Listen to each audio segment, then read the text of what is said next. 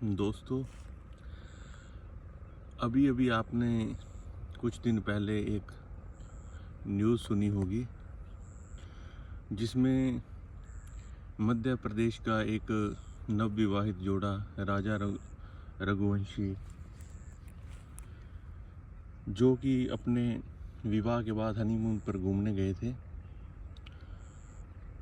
तो वो रहस्यमय तरीके से गायब हो जाते हैं और उसके बाद राजा रघुवंशी का शव बरामद होता है। और बाद में ये आशंका जताई जाती है कि वहाँ पर लोकल जो किसी ने लूटपाट के इरादे से उनका कत्ल कर दिया। तो जो उसकी पत्नी थी वो गायब हो जाती है वहाँ पे। तो पुलिस वाले और पूरा मीडिया और पूरा भारत देश यही सोचता है कि ये लूटपाट का मामला था, लेकिन बाद में जो सामने आता है तो उसमें उसकी पत्नी ही उसकी मौत की जिम्मेदार होती है। वही उसकी जो साजिश है उसके पीछे उसकी पत्नी का याद होता है। ये घटना अकेली घटना नहीं, इससे पहले भी एक घटना हुई थी जिसमें एक आदमी का शव बरामद हुआ था एक ड्रम में।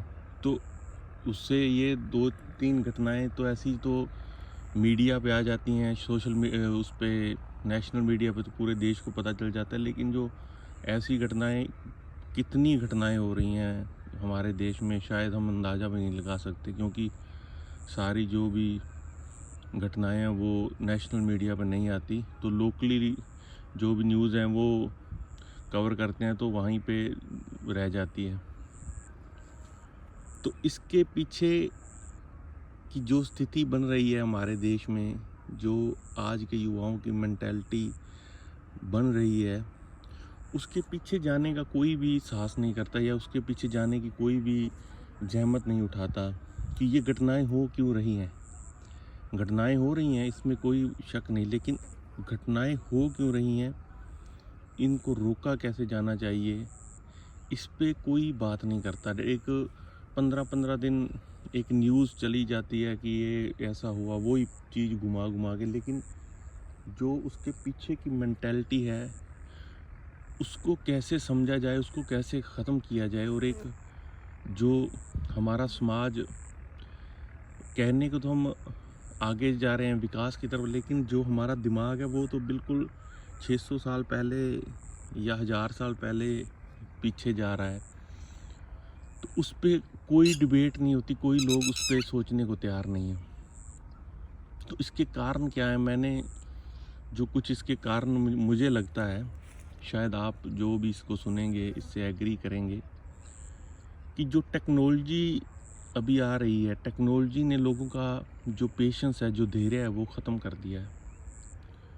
उदाहरण के लिए जैसे आज अगर लोग किसी को मैसेज करते हैं वो उसका रिप्लाई नहीं करता है, तो अगर दूसरे दिन वो उसको कि उसके जहन से वो उतरने लगता है, उसको वो छोड़ने पर विचार करने लगता है कि इसने मेरा मैसेज नहीं देखा। और ये सिर्फ अगर आधा घंटा किसी ने देख भी लिया और उसका रिप्लाई नहीं किया तो वो भी एक तरह से आज के टाइम में एक जुर्म ही है।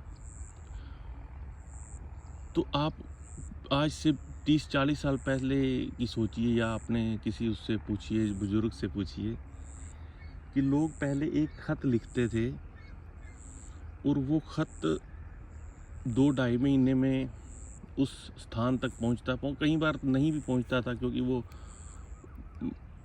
रह जाता था रास्ते में, या कैसे भी दूर कहीं पोस्टमैन नहीं जाता, कहीं पे क्या कि स्थिति हो जाती थी। कई बार 100 में से 20-30 पहुंचते भी नहीं थे।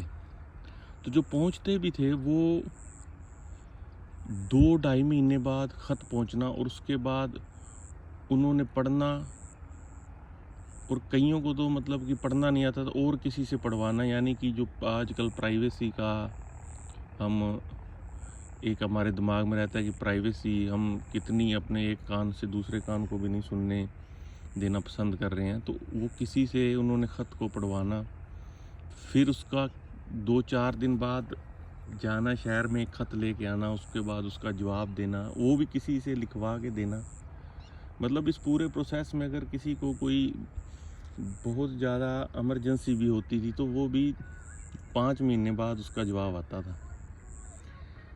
तो उस टेक्नोलॉजी में आप पेशेंस, मतलब कि पेशेंस देखिए उसका, उस चीज़ में जो पेशेंस था,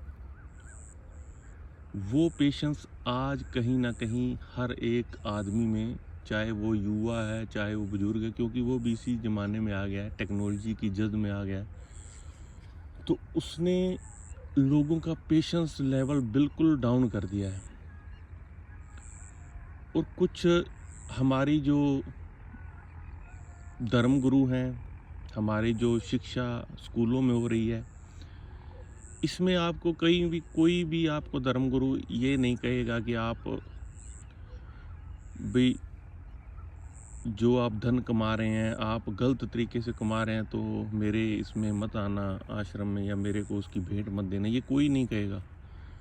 पैसे के मामले में कोई नहीं कहेगा। पैसा कह रहे हैं कि जैसे भी कमाओ आप यहाँ पे ज़रूर दे के जाओ। अगर आज के टाइम में धर्मगुरु जो कि है नहीं है तो 1-2 हैं, जो वो तो अपने आप को कहते भी नहीं, जो कहते हैं, चलो मैं फिर भी कहता हूँ, वो तो शरेआम कहते हैं लेके आओ, पैसा लेके आओ मेरे पास, और साथ में जो भी दान दक्षिणाएं दो। तो अगर ऐसे हम गुरुओं को, धर्म गुरुओं को फॉलो कर रहे हैं, तो इसका मतलब क्या है कि हमारे अंदर जो शिक्षा है, जो हमारे अंदर विचार हैं, वो भी ऐसे ही आ रहे हैं कि पैसा ही है सब कुछ, पैसे के बिना कुछ नहीं। अगर एक पहले जो संत महात्मा होते तो वो पैसे को हाथ नहीं थे लगाते। वो पैसे मतलब कि जो उन्होंने जाना, उन्होंने पैदल पूरे देश का भ्रमण करना, 10-10 दिन, 15-15 दिन एक जगह रुकना, वहाँ से मांग के रोटी खानी, फिर लोगों को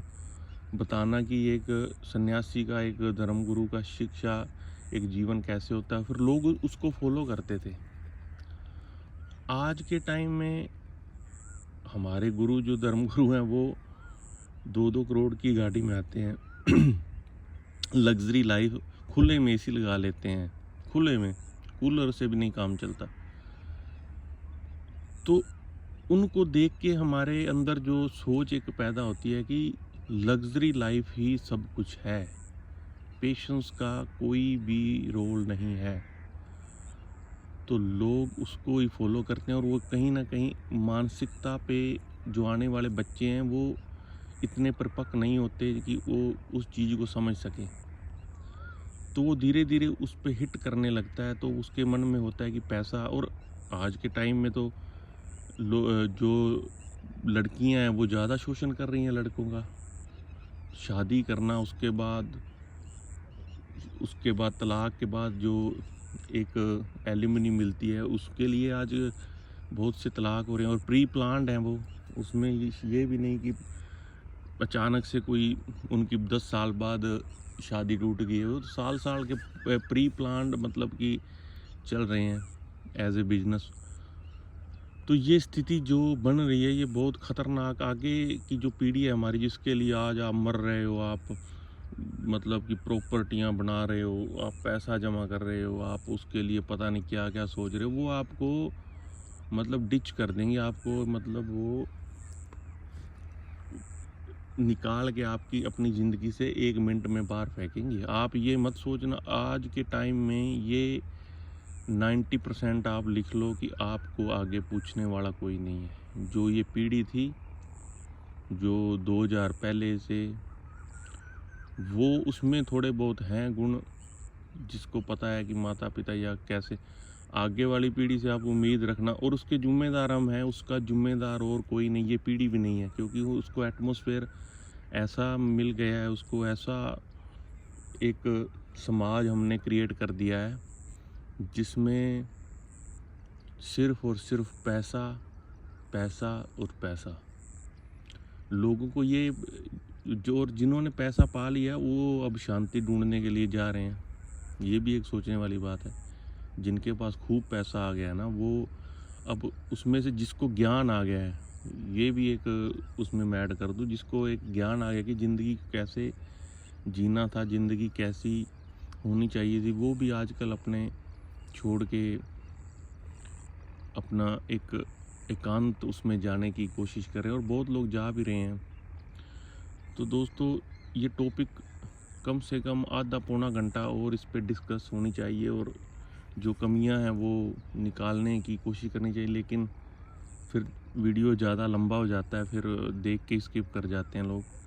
तो अगर आपको ये लगता है कि इस टॉपिक पे और लंबी बातचीत होनी चाहिए, तो प्लीज़ इसको सुनिए और मैसेज ज़रूर कीजिए, ताकि इस पे अभी बहुत पॉइंट हैं जो आजकल शायद कोई सुने। तो इस पे अगर 2-4 आदमी भी इसको समझ लें और आगे 5-10 आदमी को समझा दें, तो धीरे धीरे धीरे ये सिलसिला चलता रहे, तो और हमारे समाज में कुछ सुधार आता रहे। तो इसी के साथ वीडियो को मैं समाप्त करता हूँ। नमस्कार दोस्तों।